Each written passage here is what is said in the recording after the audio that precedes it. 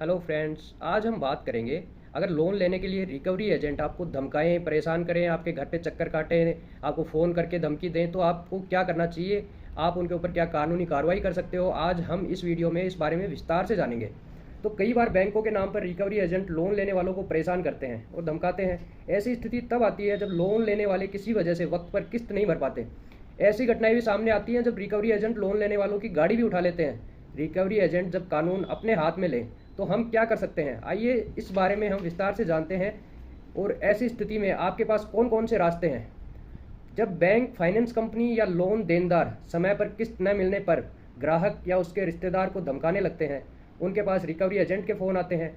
मानसिक प्रताड़ना या धमकी से गुजरना पड़ता है।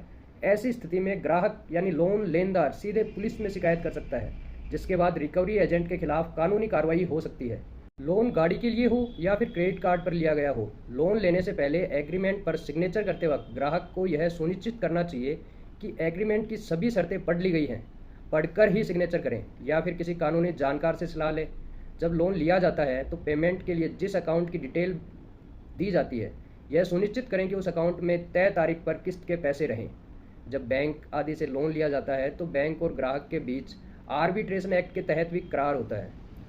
आर्बिट्रेशन एक्ट की धारा 9 के तहत किसी विवाद की स्थिति में मामला आर्बिट्रेटर के सामने जाएगा।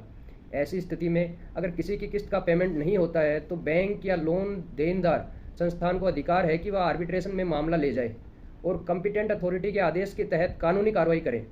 आदेश के मुताबिक वह पुलिस की मदद से कार आदि उठा भी सकते हैं। साथ ही भुगतान न होने की स्थिति में बैंक व वित्तीय संस्थान यानी फाइनेंस कंपनियां रिकवरी के लिए सिविल कोर्ट का दरवाजा भी खटखटा सकते हैं। बैंक और रिकवरी एजेंट के लिए आरबीआई ने गाइडलाइंस भी जारी कर रखी हैं। इसके तहत अगर कोई भी बैंक किसी रिकवरी एजेंट की नियुक्ति करता है तो उसके पीछे मकसद यह होता है कि वह ग्राहक को किस्त देने के लिए मनाए, लेकिन किसी ग्राहक को फ़ोन पर या सामने आकर धमकी नहीं दे सकते। इसके अलावा वह एजेंट ग्राहक के रिश्तेदार या दोस्त या पड़ोसी को भी फ़ोन नहीं कर सकता। अगर वह धमकाए तो शिकायत संबंधित थाने में की जा सकती है। आप उस एजेंट के खिलाफ अपने नज़दीकी थाने में एफआईआर करवा सकते हैं। जब भी कोई लोन दिया जाता है तो उसके लिए एग्रीमेंट व शर्त होती है। उसके तहत नॉन पेमेंट की स्थिति में कानूनी रास्ते बनाए गए हैं। कोर्ट का आदेश होगा तो वाहन या फिर मकान ही क्यों ना हो, उसका कब्जा बैंक ले सकता है, फिर उसे नीलाम भी कर सकता है। लेकिन ऐसा नहीं हो सकता कि कोई एजेंट आकर गाड़ी उठा ले जाए। अगर किसी ने किराए पर घर लिया है तो किराया न देने पर उसे घर से जबरन नहीं निकाला जा सकता, बल्कि कानून के तहत ही किराएदार से मकान खाली करवाया जा सकता है। ठीक उसी तरह लोन पर कोई वाहन या मकान है तो उसे कोर्ट या कॉम्पिटेंट अथॉरिटी के आदेश के तहत ही कब्जा लिया जा सकता है। कोई खुद को रिकवरी एजेंट बताकर धमकाता है या फिर प्रताड़ित करता है तो उसके खिलाफ जबरन वसूली, धमकी और वाहन बिना बताए ले जाने पर चोरी तक का केस दर्ज हो सकता है। नियम के मुताबिक बैंक जिन्हें रिकवरी एजेंट बनाते हैं उनके बारे में जानकारी ग्राहक को भी दी जानी चाहिए।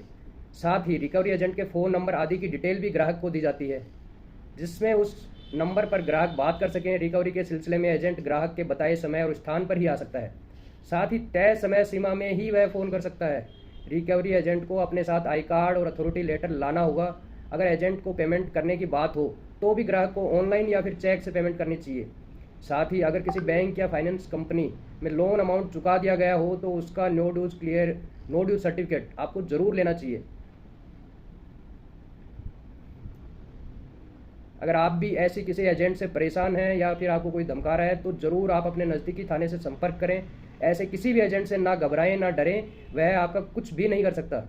ऐसे वो इलीगल तरीके से आपके घर पे आके आपके रिश्तेदारों के सामने, पड़ोसियों के सामने आपकी बेइज्जती नहीं कर सकता, ना ही आपसे आकर पैसा मांग सकता है। तो बिल्कुल नहीं घबराएं, अपने नज़दीकी थाने में जल्द से जल्द पुलिस से संपर्क करें। धन्यवाद।